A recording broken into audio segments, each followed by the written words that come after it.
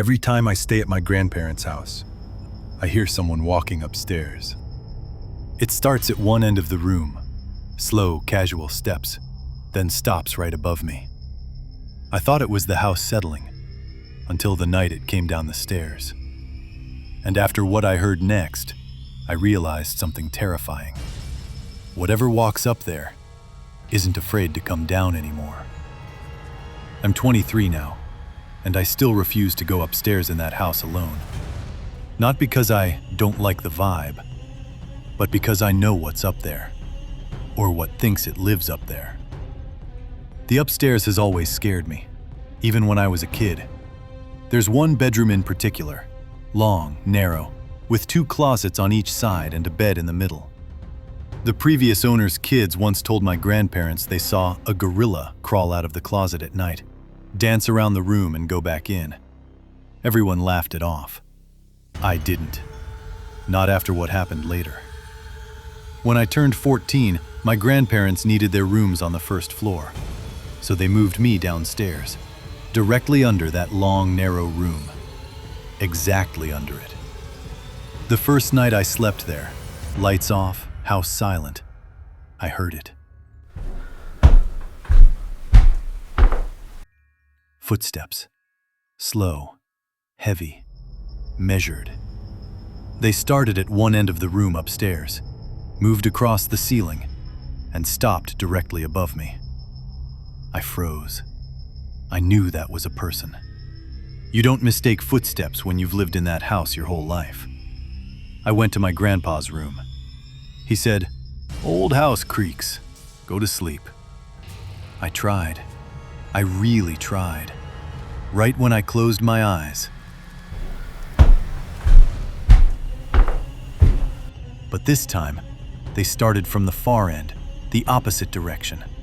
Like it turned around, walked over me again, stopped by the upstairs door, and then it began coming down the stairs. 1, 2, 3, 4, 5, 6, 7, 8, 9, 10. It stopped on the first floor, my floor. Something stood there, listening, breathing, thinking. I didn't dare move. I was staring at the doorway, lit by the hall light my grandpa turned on. My eyes began to blur from fear. And then I heard something new. Scratching. Inside the room. Slow, deliberate lines scraped across wood. It was coming from my grandpa's gun cabinet. Long, dragging scratches, one after another, each ending with a gentle tap as the wood flexed.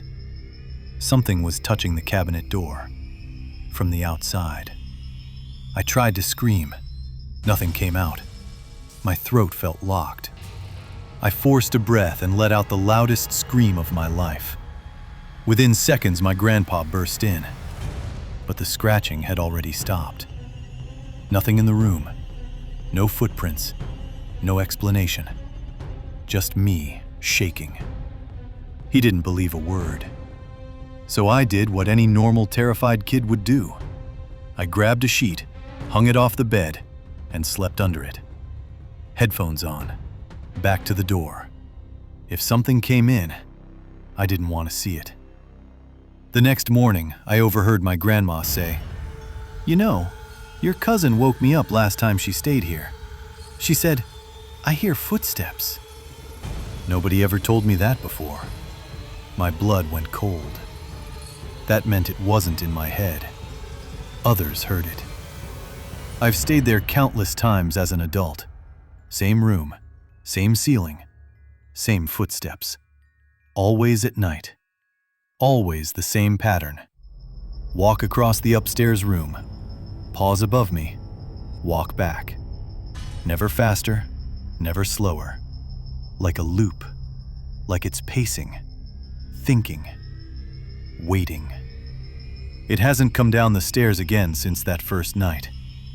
But every time I'm there, I sleep with my back to the door. Headphones in. Lights on in the hallway. Because if it decides to come down again, I don't want to know.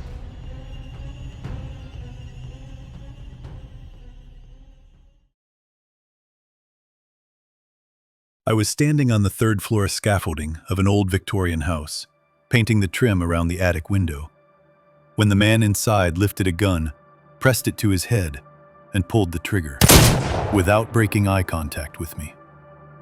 I swear to God, he never blinked. And that was the last moment of my life that ever felt normal.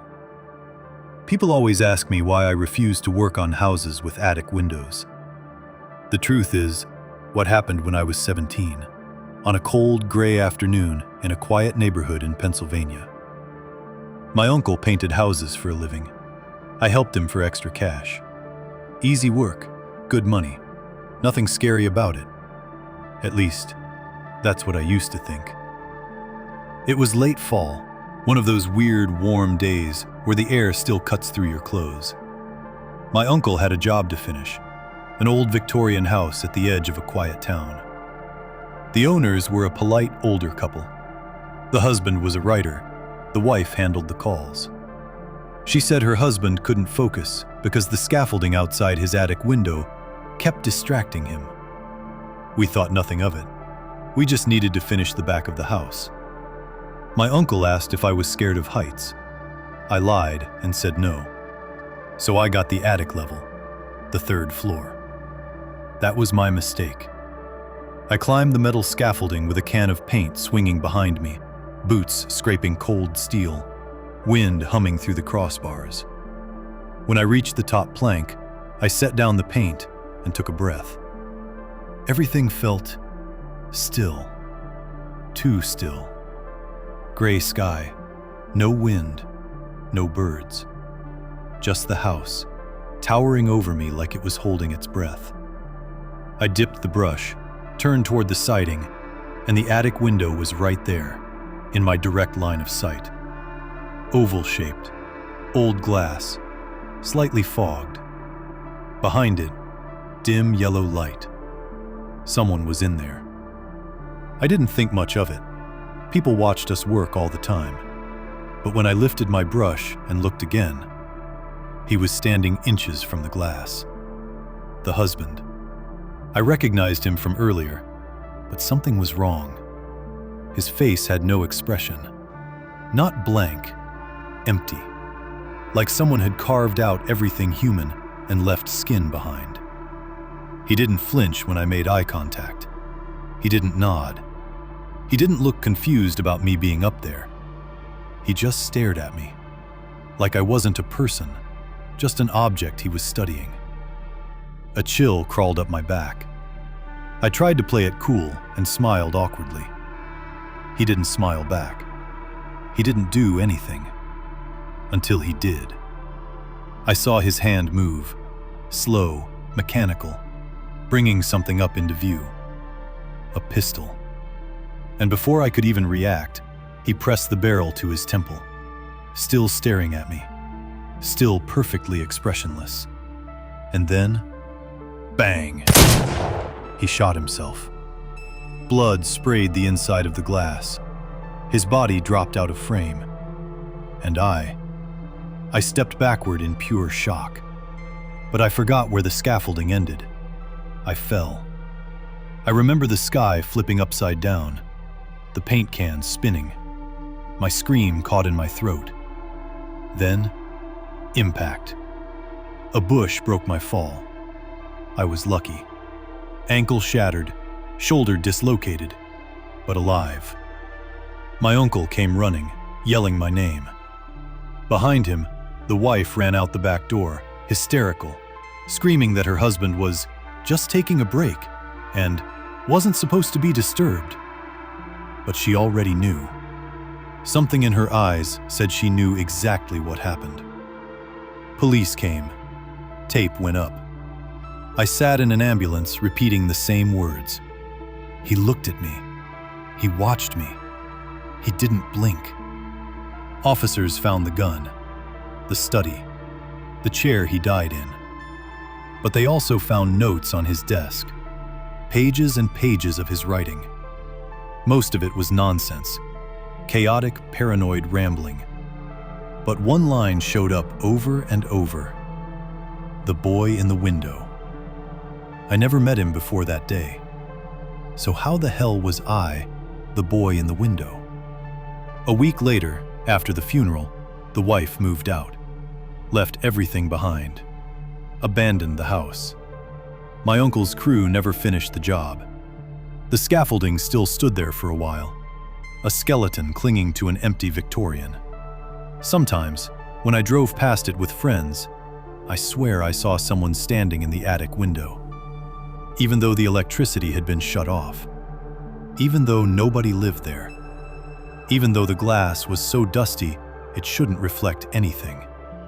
But I always saw the same thing, a shape, still, watching, expressionless, exactly like he looked at me, right before pulling the trigger. People say trauma fades. They're wrong. I can still see his face if I close my eyes. Not shocked, not sad, not angry. Just nothing. And sometimes, when I dream, I see him raising the gun again.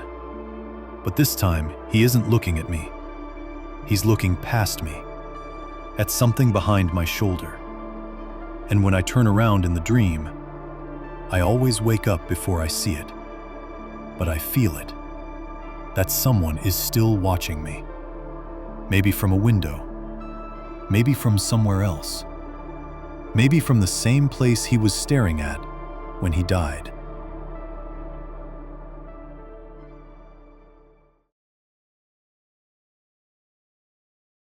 When I was 8, my family moved from crowded, humid South Florida to a tiny town in the north of the state.